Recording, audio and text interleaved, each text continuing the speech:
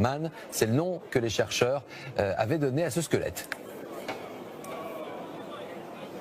Oui Laurent, et vous allez comprendre dans quelques instants pourquoi il est surnommé ainsi Cheddarman. En tout cas, c'est effectivement l'ancêtre des Britanniques. C'est le plus vieux squelette complet jamais retrouvé ici au Royaume-Uni. Il a 10 000 ans, il était déjà connu. Mais ces derniers jours, une nouvelle analyse scientifique vient de bouleverser certaines idées reçues, occasionnant aussi dans le pays une certaine agitation dans les réseaux sociaux avec bon nombre de commentaires racistes d'ailleurs qu'on va vous épargner ici ce soir. Vous allez comprendre pourquoi en regardant cette surprise, une surprise finalement assez logique dans ce reportage avec Anto Filippi et Blanche Vatton.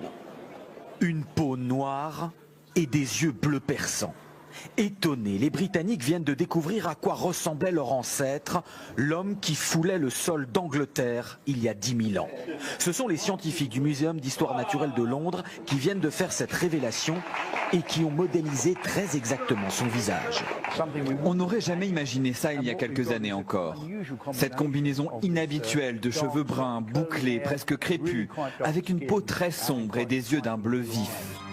La découverte du squelette de cet homme n'est pas récente. Il a été trouvé il y a plus d'un siècle dans les gorges du Cheddar, cette région du sud de l'Angleterre célèbre pour son fromage.